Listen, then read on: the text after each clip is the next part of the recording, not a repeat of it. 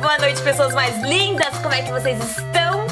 E hoje eu não estou sozinha, eu tô ficando muito elegante, eu tô ficando muito blogueirinha, porque eu tenho hoje companhia. Hoje quem tá comigo é o professor Elvirley, mais conhecido como Elvis. Olá, Elvis! Se apresenta um pouquinho pra gente.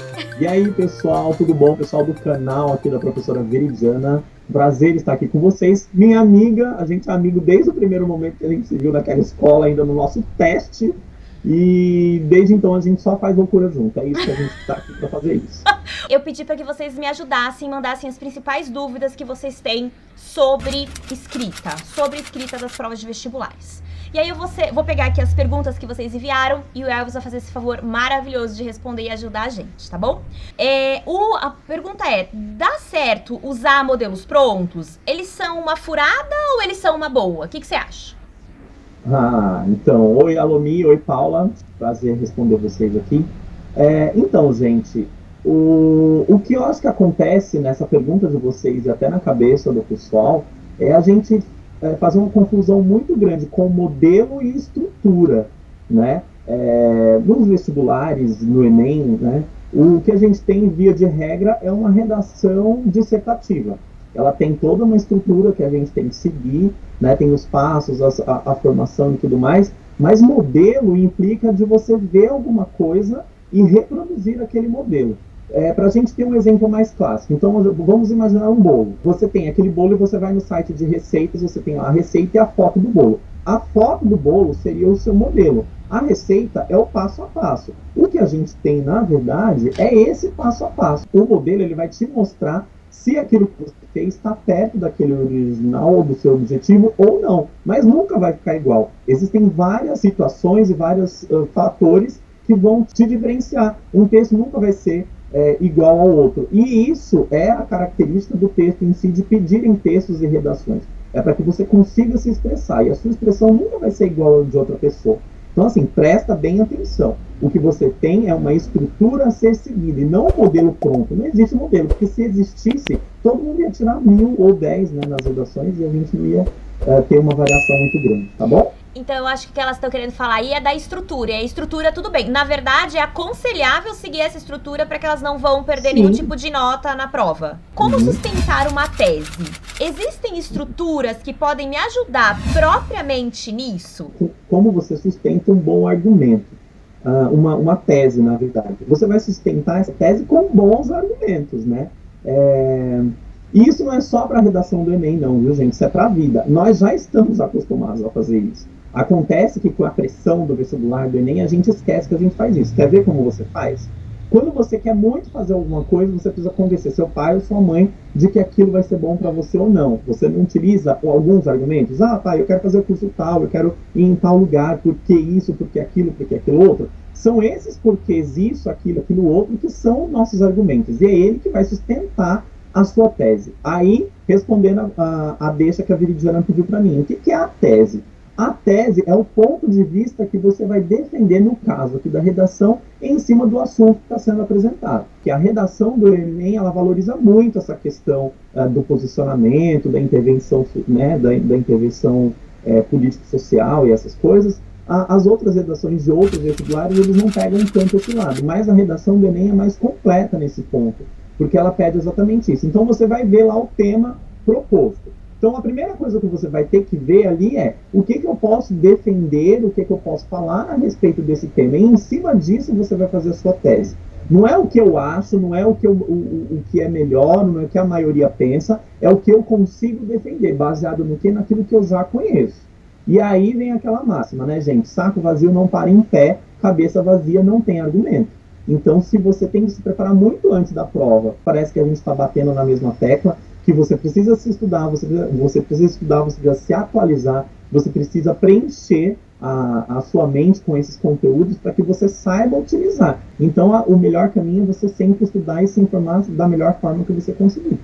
E, aliás, vou abrir um parênteses, não sei se é um pensamento errado, mas nós estamos com uma geração em que eles não estão acostumados a ter argumentação. Então, porque eu acho isso, porque eu acredito isso, porque eu penso isso e findou. É um ponto muito importante. Argumento e opinião são coisas diferentes, gente. Não importa se você acha que o seu time de futebol é o melhor. Você achar isso é o natural. Agora, os resultados dele diante das competições é que são os argumentos, né? São os fatos. E contra fatos não temos argumentos. Você não tem como sustentar perante as outras torcidas, por exemplo, porque se o seu time é o melhor de todos, se ele está lá embaixo na tabela de classificação. Então é mais ou menos isso. Você não pode basear o seu texto, os seus argumentos não podem ser baseados na sua opinião. A sua opinião pode, de alguma forma, estar ligada ou ter uma concordância com o argumento que você vai trazer. É diferente, tá? Então, muito cuidado com isso, com a relativização, que é isso que a gente chama, né, Viridiana? É eu relativizar. Eu vejo da forma que eu vejo e pronto, acabou.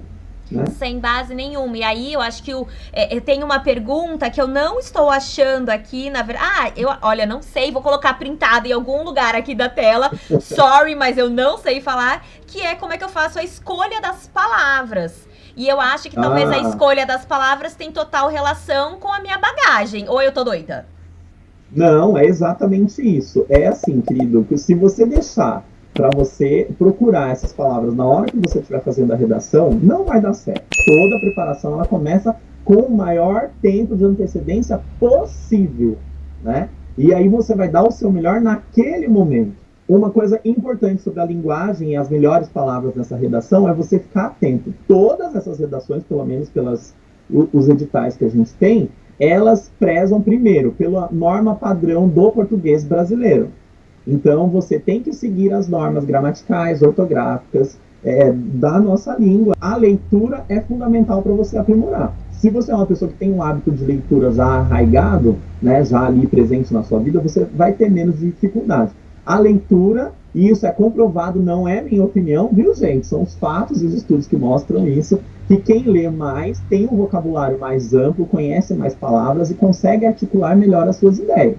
Outro dado importante é que na nossa sociedade hoje nós estamos sendo bombardeados cada vez mais com textos, com quantidade de informação escrita, só que nós não estamos sabendo lidar com essa informação. Muitos estudos, muitas pesquisas mostram também que grande parte das pessoas que não são aprovadas nos vestibulares e nesses exames, testes e concursos e afim, é porque elas não conseguem nem entender o enunciado das questões. Nossa. Então isso está ligado com problemas de leitura. Vou abrir um parênteses aqui, porque como professora de matemática, eu vejo que muitas vezes a dificuldade não está em efetuar os cálculos. A dificuldade está em entender o que é que o enunciado do exercício está pedindo. Então eu sempre falo para eles, falo assim, gente, antes de começar a matemática, a gente vai para o português. Veridiana, só mais um dado a respeito da linguagem correta. Muitos candidatos na última prova, na última versão do Enem, zeraram a redação pelo uso do pronome neutro. Pensando nessa questão inclusiva, algumas pessoas têm proposto individualmente, sem diálogo nenhum, simplesmente passaram a utilizar o pronome neutro. Eu acho, filosoficamente, sociologicamente, politicamente, uma ideia interessante, porém, a sua redação do Enem, da FUVEST, de qualquer vestibular que você for fazer, está lá nas regras que a norma que eles vão seguir é a norma padrão do português. A pergunta é, existe pronome neutro na norma padrão do português? Não. Então, aí mais uma vez, a sua opinião é que tem que se usar o pronome neutro para a gente poder incluir essas pessoas. Mas esse debate está tão longe de chegar onde ele precisa chegar, e eu acho que você tomar uma bomba no Enem agora por causa disso não vale a pena. Um aluno pergunta assim, professor, eu detesto ler. O que você me aconselha a ler? O que eu aconselho é leia qualquer coisa que você goste, começa. Isso, eu não sei se eu aconselho corretamente, mas eu falo assim, leia qualquer livro, pode ser de ação. Assim, quer ler e quer começar ler alguma coisa, leia sobre algo que você gosta. Então, se você gosta de esporte, vai ler um jornal de esporte. Né? Não tem um tema melhor ou pior, porque o jornal de esporte impresso, ele segue as regras padrão da língua portuguesa, você vai aprender lendo aquilo. Então lê só esporte, lê livros sobre a biografia de atletas renomados, a história das Olimpíadas, qualquer coisa que... Você gosta de quê? De estética? Vai ler coisas a respeito de estética, não importa o que você gosta, existe aí literatura para todos os gostos. Você não precisa ler exatamente Machado de Assis, ou ler o Eça de Queiroz, ou ler qualquer outro escritor renomado da língua portuguesa, né? E até essa questão de renomado é uma questão polêmica, não vamos entrar nisso aqui também, isso vai te introduzir depois para que você tenha maturidade e consiga ler esses livros, por que não? Eu aproveitei e vou encaixar o quadradinho aqui, encaixei em Tá algum bom. lugar o quadradinho da Bia, porque ela falou exatamente como ter repertório. Então, como é que a gente faz para criar repertório? É pelo hábito da Eita. leitura, né? E pode ser a leitura do que você preferir, a leitura do que você gostar, mas Sim. começa por qualquer lugar. Sim. Só começa Eu- e aí vai eu vou- avançando. Eu vou um pouquinho mais além nessa Tá. questão de repertório. Uma das minhas professoras falou que muito do que a gente desenvolve na nossa vida ela tem a ver com o nosso repertório. E repertório é tudo aquilo que você aproveita, aprende e experimenta ao longo da sua vida. O repertório, ele não tem a ver só com aquilo que você vai atrás para aprender. O repertório é aquilo que você de fato aprendeu. Então, uma coisa é você seguir uma receita de um bolo e você conseguir fazer, outra é você conseguir fazer ele num piscar de olhos. E repertório é igual andar de bicicleta. Depois que você aprende a andar de bicicleta, aquilo é parte do seu repertório. Aquilo ninguém mais te tira. Então, o repertório é isso. Não adianta você agora também correr atrás e se encher de um monte de coisa para você se iludir, ou sei lá, fazer de conta que o seu repertório existe, para você tentar enriquecer esse repertório, se você daqui a 1 ano, 2, eu perguntar para você e você não lembrar. O repertório não é a formulinha decorada que você pegou para responder a questão. O repertório é aquilo que fica com você o resto da vida. Dá tempo de você enriquecer o seu repertório? Claro. Como? Do jeito que a professora Veridiana falou. A leitura é uma coisa que enriquece. Quer saber de outra coisa que enriquece? Tomar contato com opiniões que são diferentes das suas. Ouvir pessoas que falam de coisas das quais você acha que é contra, ou as coisas que você acha que você não concorda. Isso amplia o seu repertório, porque te mostra o ponto de vista dessas outras pessoas. O conhecimento não ocupa espaço físico, mas o conhecimento te transforma numa pessoa melhor do que você era quando você não tinha aquele conhecimento. Usar frases prontas como citação, vale a pena? Eita, é uma coisa bem polêmica, gente. É uma estratégia que ela pode dar muito certo e uma estratégia que pode dar muito errado. Eu, sinceramente, não tenho uma resposta objetiva para isso. Por um lado, as frases de efeito, né, principalmente quando você cita personalidades muito famosas, filósofos, pensadores e tal, ela mostra que você tem aquele conteúdo. Mas, por outro lado, dependendo da forma que você colocar dentro do seu texto, ela pode mostrar que, na verdade, você está usando aquilo de muleta para você ocupar o espaço do seu texto e pode desvalorizar a sua argumentação. Pode mostrar que você não tem pensamentos e palavras próprias a respeito daquele assunto, daquele argumento que você está sustentando e está se baseando no pensamento de outra pessoa. E também, se você não fizer da forma correta, você corre o risco de ser identificado como plágio. E acho que pra fechar, que eu acho que a nossa última pergunta, e essa não tava no script, ai, Veridiana. Ai, meu Deus, a pergunta coringa. Pensando em todo o contexto político, social que a gente tá vivendo aí, o que você acha que o Enem vai adotar como possíveis temas de uma redação para este ano?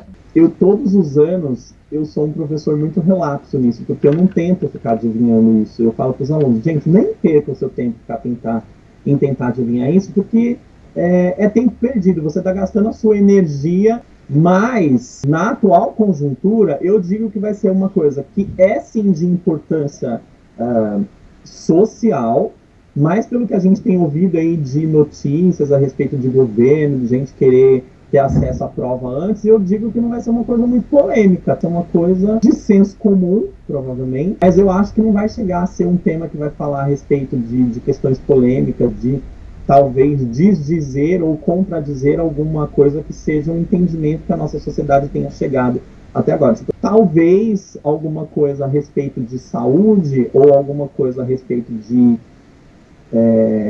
como a sociedade tem que enfrentar em conjunto determinada dificuldade, que é o que a gente está trabalhando aí nos últimos tempos, alguma coisa do tipo, assim, um tema que seja bem abrangente, mas que não seja polêmico. É a minha aposta. Se prepara para você fazer o seu melhor. Então, em qualquer tema.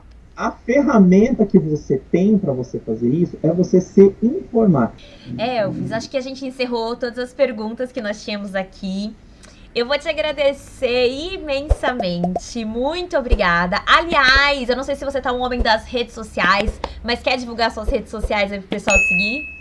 Bom, galera, a professora Veridiana tá me dando espaço. Só lembrando que, além do professor chato de língua portuguesa, literatura e comunicação profissional das turmas da ETEC Parque da Juventude, eu também dou aula de inglês instrumental na mesma unidade. Então, se você também tem uma dúvida sobre inglês, de repente eu posso te ajudar com isso. Se você tem interesse a respeito de como você desenvolver o seu jeito de expressar, de falar, eu estudei teatro também, como eu falei, sou da área de comunicação, também faço um trabalho com a questão de oratória, né, como você se expressa em público e tudo mais. Tenho trabalhado com algumas pessoas de alguns segmentos aí, você pode seguir o meu Instagram, @elvirley, tudo que eu faço na minha vida é só Vou meu deixar nome, marcado. Deus me agraciou com um nome diferente exatamente para isso. Tudo meu é só o meu primeiro nome, @qualquer coisa. Então você acha super fácil no Facebook, no Insta, no Twitter também. Então obrigada. Eu vou aproveitar, vou deixar elencado as minhas redes em algum lugar aqui ainda, não sei direitinho. E agradecer mais uma vez, Elvis. Obrigada, e quem sabe a gente volta a fazer mais vídeos com outros temas. Passamos. Para mim é sempre bom, é sempre um exercício. Beijo, obrigada. Beijo, boa tarde, tchau. Tchau. Boa noite.